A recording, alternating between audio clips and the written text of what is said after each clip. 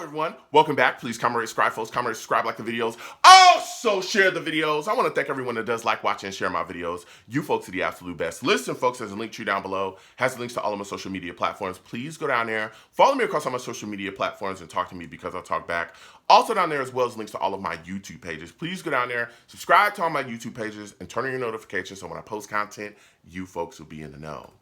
Now, with that said and done and put to the side, I've come to talk to you folks today about Aaron Rodgers. Oh, yes. I've come to talk to you today about Aaron Rodgers, man. He went on the Pat McAfee show recently, and boy, do we have quite a bit to talk about, okay? Listen, let's get into it. Now, this happened a couple days ago. I was away, you know what I'm saying? And I'm back now, and we've got to discuss this, okay? Aaron Rodgers sat down on the Pat McAfee show and really gave his side of the story when it came to the darkness retreat, the Jets, the trade, the Packers, all this stuff. And it was so interesting to hear his perspective surrounding all things, all the hubbub that's been going on surrounding him. Now, first, he started with the Packers. He started with the Packers, and he started with his darkness retreat, okay? He said that he went into the darkness retreat 90% retired and 10% come back ready to play, okay? Now, he did say he contemplated both of those situations, right? One day he sat there and just kind of contemplated what it would be like to be retired and moving on with his life and what he would want to do with that. Then he said he sat back one day and looked at it from the perspective and went through the emotions and the feelings of coming back to play and what it would take and was the energy there, was the passion there, all that stuff, right? So he went through all of those emotions, through those days. He took his time and contemplated and figured it out. And then, as the darkness retreat was over, because he took his couple days for the darkness retreat, he went through all, figuring out his life and what he wanted to do. So as the darkness retreat ended, he went to a spot that was like a little shack because the way the darkness retreat place that he was at, his location was a little bit further away than the shack, up on that hippie mountain that he called it. So he goes to a little shack that has like one bar of like Wi-Fi, right? Turns on his phone. And he sees all these messages and missed phone calls and text and all this stuff coming up, right? And he said he started to get word from people, mostly players. He made this very clear, mostly players. He started to get word from mostly players that the Packers were shopping him. Now, he said, he looked at it like this. He knew, the Packers, of course, publicly, they're going to say the right things. Oh, all these great things, Aaron Rodgers, he's our guy going forward, blah, blah, blah, blah. But privately, they were shopping him. And he said throughout the entire time that all he wanted was transparency. If the Packers were going to shop him, he just wished, right, that they would come to him and be like, listen, Aaron, you've been great for us, phenomenal for our franchise, we love you. But we've got Jordan Love here, and now it's time for us to move on. And he said he had never heard any of that stuff, and he would have accepted it. He continued to say throughout the entire interview, he's not a victim. He's not a guy that, he's had a great career. He's not boo-hoo Aaron Rodgers. But he's like, hey, I just wish that there would have been some transparency here where they would have told me, yes, we're shopping you and we're looking to move on from you. And he never got that. And he didn't like that. And he continued to talk about the lack of transparency with the Packers going forward. And as a matter of fact, this goes back some years as well, because a couple years ago, he sat down with the media during like a press conference and talked about how the Packers treat players that are on their way out and how much he did not like it, how much he had a lot of disdain for the way that the Packers treat players, great players, as they move on from the franchise, however it be, whether it be being released, whether it be being traded, whether it be retiring, whatever else. When they want you out, they just move you out the door, and he felt like they don't treat you the way that you should, especially a team that talks about family and all these things. He said, especially in that press conference, basically the gist was they don't really treat you like family. So as he continued on, he started to talk about, meeting with the New York Jets and what that was like, okay?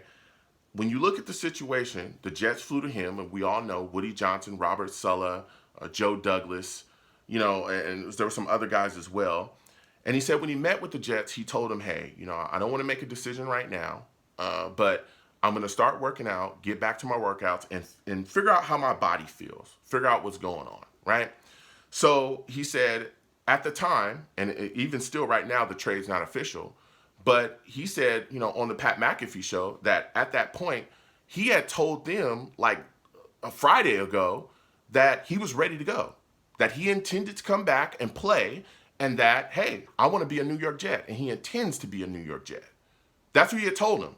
So the trade was being held up. So the whole time this trade is being held up, the narrative has been Aaron Rodgers is the guy that's holding the trade up. He doesn't know whether he wants to play or retire or what he wants to do, and blah, blah, blah. That is not true. Aaron Rodgers said he made it very clear that he wants to be a Jet and he intends to play, and that the Packers are, in fact, the people that are holding the trade up. And the reason why they're holding the trade up is because they're trying to get more compensation for him, and they're digging their heels in. And he said, he basically told them, hey, Packers, do the right thing. Let's move on. Let's make the trade and go. Now, again, this trade, as I'm sitting here talking to you folks, still is not official because, according to reports, and again, out of Aaron Rodgers' own mouth, the Packers are still looking for more compensation. Now, there's a lot of talk that the Packers are looking for 2 first-round picks. There's a lot of talk about that earlier. I don't think that that's going to happen at this point because Aaron Rodgers has made it very clear that he wants to be a New York Jet and he doesn't want to play for the Packers. So I would think that that's kind of out of the door.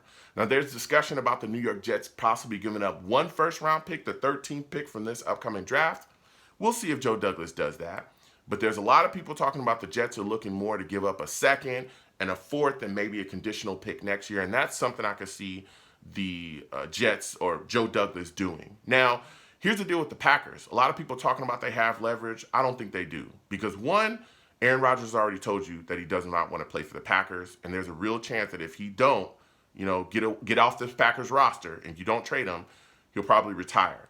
If he does retire, you get nothing. You get nothing, and you get to eat that big contract that he has. You're trying to move forward with Jordan Love, and your team needs help, okay? If you continue to string this out, it's also bad for the Packers as well, because then if you string this out past the draft, then guess what? You don't get any draft capital for this upcoming draft to help your team today. You're moving forward with Jordan Love. Like, come on. You just lost Alan Lazard, who's now a New York Jet, right? You have other holes in your football team. You want to get this done. And we'll see what the Packers do going forward. But I don't know why they're trying to dig their heels in here. He also spoke about the media, which we know he don't like the media. He's been playing them like a fiddle throughout this entire process. Boy, Aaron Rodgers is working the media, and he's working their last nerve, too. He said that Adam Schefter somehow had got his contact information and tried to contact him. And he told Adam Schefter, nice try, lose my number. And Adam Schefter also, confirmed the report. He sent out the screenshot of the sent out the screenshot of the text message of Aaron Rodgers telling him to lose his number. So it is what it is there. Now they started talking about the New York Jets and why he wants to go there. And one of the things that stuck out was, first off, he said the New York Jets are attractive for many reasons. But one of the biggest reasons, clearly, is because of Nathaniel Hackett, his old offensive coordinator.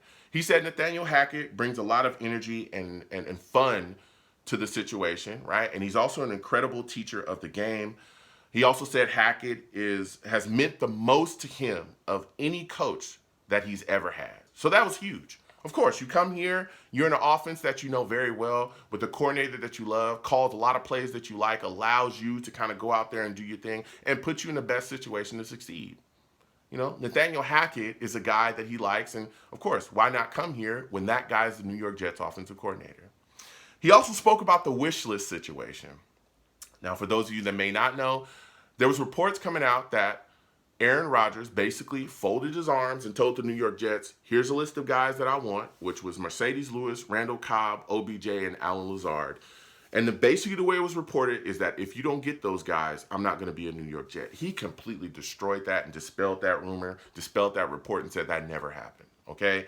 And he said, did he talk to those guys? Did he talk to the Jets about former players that he's played with, teammates that he likes? Yeah. Did he gush over guys that he liked? Yeah. But he never sat down and wrote a list of demands and said, hey, get these guys on the roster or I'm not coming. And he also honestly said that was stupid. Like, that was just a stupid report. So he never did that. And it's very interesting how, there's a lot of reports and things swirling, that are really trying to make this situation look negative when it comes to the New York Jets acquiring Aaron Rodgers. So comment down below. Let me know what you folks think. How do you folks feel about Aaron Rodgers, at this point? What are your thoughts about this trade? What are your thoughts about when it's going to get done? Comment down below. Let's go back and forth. You folks have a good one. Peace.